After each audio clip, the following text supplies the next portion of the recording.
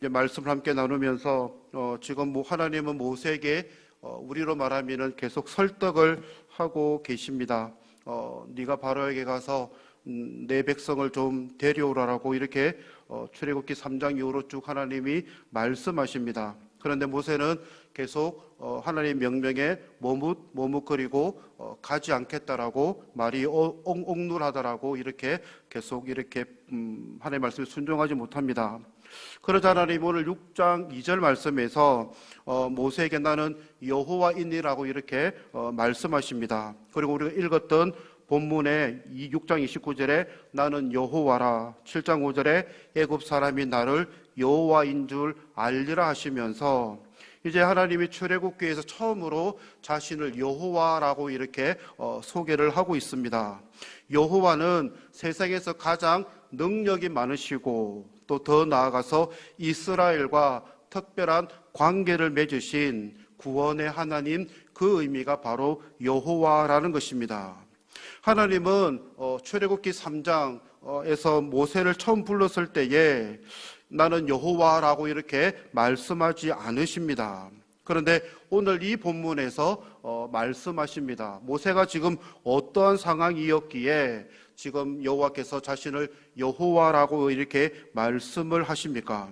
모세는 이미 바로에게 내 백성을 좀 보내라라는 하나님의 이 말씀에 먼저 순종을 합니다. 그런데 바로의 반응은 여호와가 누구이기에 나는 여호와를 알지 못하니 이스라엘을 보내지 아니라라고 이렇게 거부를 당합니다.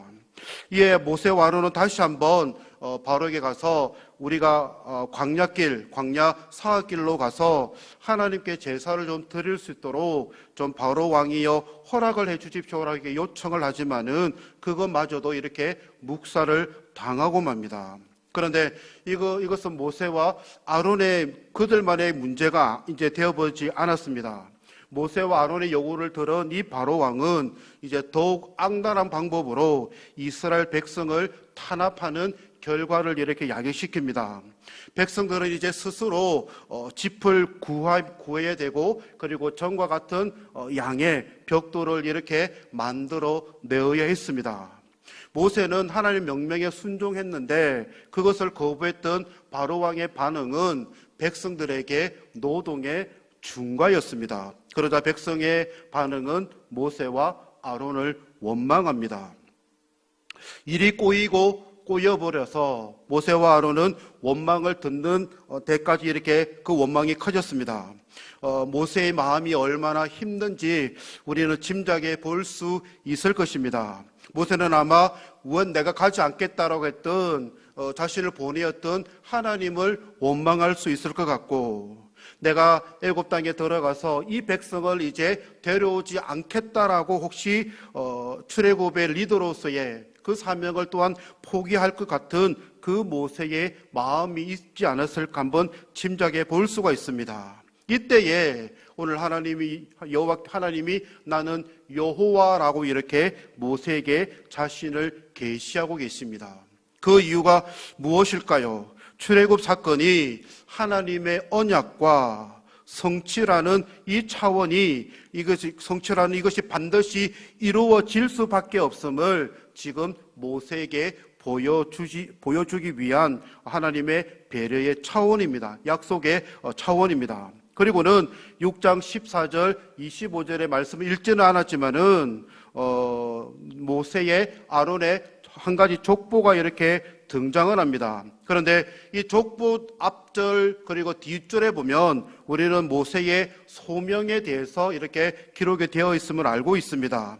모세의 소명이 기록이 되어 있고 그리고 이 지금 족보가 등장하고 있고 또한 족보 뒤에는 다시 모세의 소명을 재확인을 하고 있는 내용이 기록이 되어 있습니다. 왜 갑자기 하나님은 이 족보를 이렇게 오늘 본문에 등장을 시키고 있는지 한번 잠시 살펴보겠습니다. 오늘 족보는 이스라엘 12족속이 등장하는 족보는 아닙니다.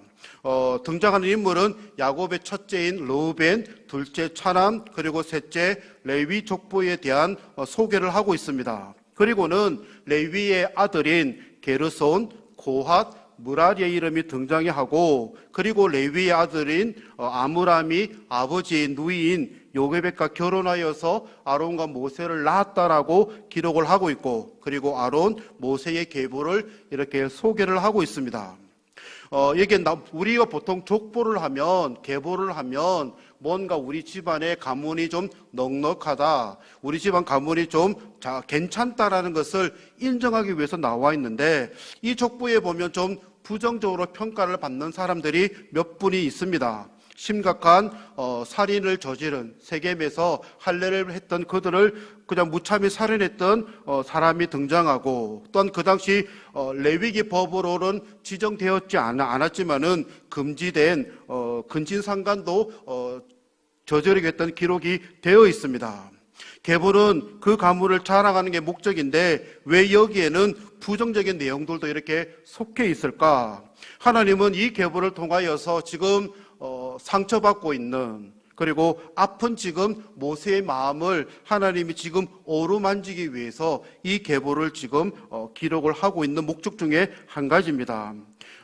쉽게 말해서 하나님은 모세에게 나는 너의 부끄러운, 지금 네가 낮은 자존감을 알고 있단다. 그리고 나는 그것을 알고도 너를 이스라엘 백성들에게 구원의 도구로 내가 지금 사용하고 싶어 한단다. 그러니 너는 거부감 때문에 슬퍼하거나 낙심 좀 하지 않았으면 좋겠다. 왜냐하면 나는 이런 너를 내가 취하고 있기 때문이란다. 그래서 너는 내가 지시하는 대로 하기만 하면 돼. 너는 네 손에 잡힌 막대기처럼 그냥 활동만 하면 돼. 나는 너에게 스스로 하라고 한 적은 한 번도 없단다. 나는 네가 부끄러운 상황에서 왔기 때문에 더더욱 너를 쓰고 싶어 한단다. 왜냐하면 하나님 앞에 잘난 사람들은 자기 잘맛에 살고 모든 영광을 자기에게 돌리기 때문에, 그렇지만 너는 못났고 실패했기 때문에 내가 꼭 사용하고 싶다라는 것을 지금 하나님이 모세에게 하고 싶어서 지금 이렇게 계보를 이렇게 등장시키고 있는 것입니다. 이렇게 볼품없는 사람을 하나님께서 사용하시는 것은 이런 사람이 하나님께 영광을 돌릴 수 있기 때문입니다. 자기는 무능하고 연약한 존재이기 때문에 하나님의 영광을 탐할 수 없습니다. 그래서 하나님께서는 더 낮은 자를 쓰시기를 원하시는 것입니다. 우리는 어떻습니까? 비록 우리가 가진 게 없습니다. 심지어 부끄러운 과거가 있는 분들도 있고 역시 마찬가지입니다. 그러나 우리는 염려하지 말아야 됩니다. 우리처럼 평범하고 가진 게 없고 허물 많은 자들이 오히려 하나님께서 사용하시기에 더 적합한 사람입니다. 왜냐? 우리 자신만 내어놓으면 되기 때문입니다. 내가 가진 배경, 백그라운드, 재산, 지위 필요 없습니다. 우리의 가진 것, 우리의 이 마음과 뜻과 이 모든 것만 주님 앞에 내어놓으면 되는 것입니다. 그러니 하나님께서 이런 우리들을 사용하실 때에, 우리가 믿음으로 나갔을 때에, 하나님의 말씀으로 믿고 한 발짝 걸었을 때에 하나님은 더불어서 우리에게 능력도 주실 줄 믿습니다. 그러니 우리는 우리가 가진 백그라운드가 아니라 하나님 앞에 얼마나 순종하는지, 이것이 더 중요함을 살펴볼 수 있습니다. 이렇게 하나님은 모세의 과거를 이렇게 족보로 정리하십니다. 이제 다시 하나님이 모세에게 명령을 내립니다. 모세야, 바로에게 가서 내가 네게 말한 것을 다 말하라라고 이렇게 다시 하나님이 명령을 내립니다. 이제 위안을 받은 모세의 대답은 좀 달라져야 될 터인데 6장 30절에 이렇게 되어 있습니다. 모세가 여호와 앞에 아뢰되 나는 입이 둔한 자이오니 바로가 어찌 나의 말을 들으리까? 우리가 기대했던 하고는 좀 반대인 것 같습니다. 모세는 주님, 이제 제가 치유가 되었습니다. 주님 말씀대로 하나님이 여호와이신 것을 이제 전하겠습니다. 바로에게 이제는 내가 담대하게 전하겠습니다라는 고백이 있으면 좋을 테인데, 모세는 여전히 바로 앞에 서는 것을 부담스러워하고 있습니다. 그런데 하나님은 이런 모세에게 어떻게 합니까? 이제는 모세의 대언자 아론을 옆에 붙여주십니다. 동력자로 이렇게 세워주십니다. 심지어 7장 1절에는 모세를 바로에게 신같이 되게 하였다라고 이렇게 성경은 기록하고 있습니다. 모세를 바로에게 신같이 되게 하겠다라는 것은 땅에서의 바로의 권세는 하늘을 찌를 듯하지만 하늘에 속한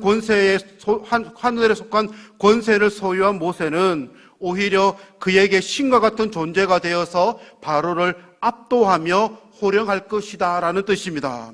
이것은 모세가 잘나서 그렇게 된 것이 아닙니다. 이 일 배후에는 여호와 하나님이 모세를 그렇게 사용하고 계시기 때문입니다. 하나님이 하나님의 자녀들에게 자신이 여호와이심을 가르치는 방법은 끊임없는 관심, 그리고 사랑, 그리고 그 사람이 설득할 때까지 계속적인 대화입니다. 한 번으로 포기했다고, 한 번으로 순종하지 않았다고 하나님이 여호와이신 것을 끝내버리지 않으십니다. 70번에 7번이라도 용서하고 사랑해 주시는 주님이십니다.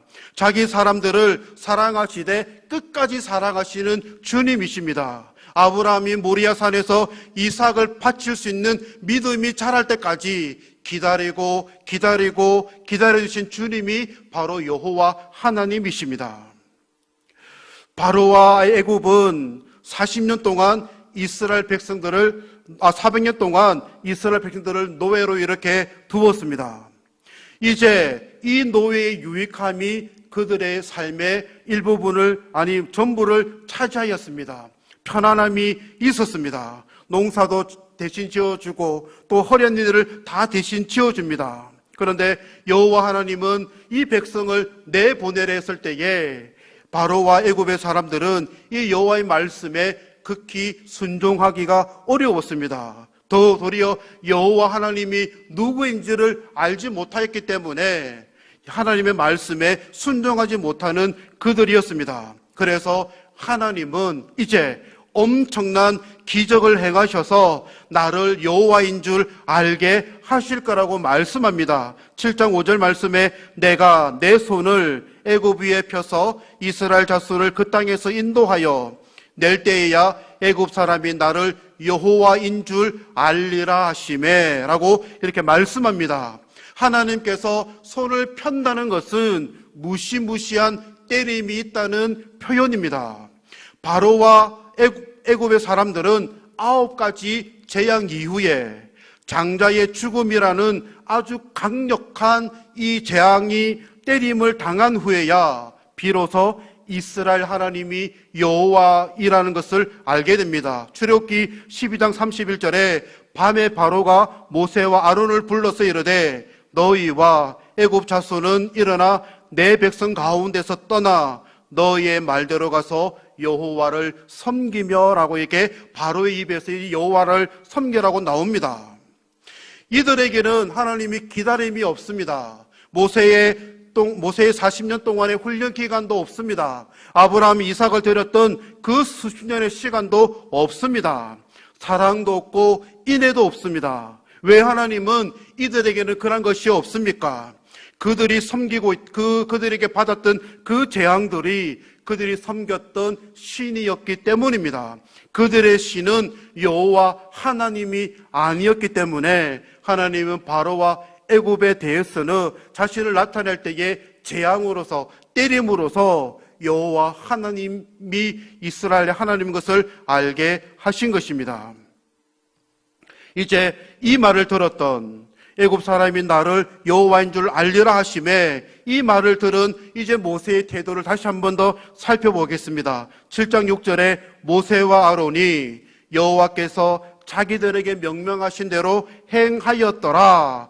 이제 모세와 아론이 바로에게 가서 하나님께 자기들에게 명령하신 대로 그대로 행하였다라고 이렇게 성경은 기록합니다.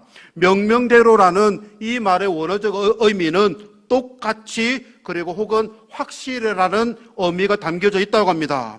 하나님을 원망하고 하나님을 두려워하고 또 여러 가지로 변명하였던 이제 바로 모세의 모습이 아니라 이제는 하나님께서 말씀하신 있는 그대로 바로 앞에서 담대하게 복음을 선포하는 이 모세와 아론의 모습을 우리가 엿볼 수가 있습니다. 그때 모세의 나이는 80세였고 아론의 나이는 83세였습니다. 오랫동안 불순종했던 이 모세와 아론이 순종을 선택하게 되었고 드디어 바로 앞에 서게 되었습니다. 지금까지의 기나긴 과정들이 이제 결실로 맺는 순간이라는 것입니다. 사랑하는 우리 성도 여러분, 여러분은 하나님의 이름을 어떻게 지금 알고 계십니까? 우리의 여호와 하나님은 우리를 조성하시고 우리를 기경하시고 또한 아브라함과 이삭과 야곱의 그 하나님, 그 약속의 하나님이 지금 우리 여호와 하나님이십니다. 그런데 우리의 삶은 허물이 많습니다. 우리의 삶은 실수가 많습니다. 그런데 그런 우리를 지명하여 택하여 너는 내 아들이라, 너는 내 딸이라고 이렇게 부르셔서 이제는 사역자의 자리에 우리를 이렇게 서게 하셨습니다. 때로는 교역자로서, 때로는 장로님, 권사님, 집사님으로서, 때로는 교사, 찬양대원으로서, 또한 봉사하는 대원으로서 이렇게 설 수 있었던 것은 오직 하나님의 은혜가 아니고서는, 하나님 또한 우리에게 사랑하시는 그 사랑이 아니고서는 우리는 1도 이렇게 설명할 이유가 없다는 것입니다. 그러니 우리가 나아갈 수 있는 것은 더 이상 이 바로처럼, 이 애굽 사람처럼 불순종의 삶이 아니라 연약하지만은, 가진 게 없지만은 주님이 우리를 사용하실 때에 주님, 제가 가진 것이 없지만은, 실수가 많지만은 주님 뜻대로 사용되기를 원합니다. 그리고 날마다 감사의 고백이 우리의 자리에 있었으면 좋겠습니다. 걸어갈 때에 세상이 어떠한 위협을 할지라도, 또한 우리의 가족과 우리의 이웃이 우리를 얼마나 조롱할지라도 우리는 꿋꿋하게 맡겨진 사명을 잘 감당할 수 있을 것입니다. 왜냐하면 여호와 하나님께서 우리에게 이렇게 걸어갈 수 있는 믿음을 주시기 때문입니다. 그래서 날마다 매일매일 주님과 동행하셔서 여호와 하나님을 날마다 의지하여서 주님 감사합니다, 또한 담대함으로 나가셔서 승리합니다, 그것에 감사하는 저와 여러분들이 되시기를 바랍니다.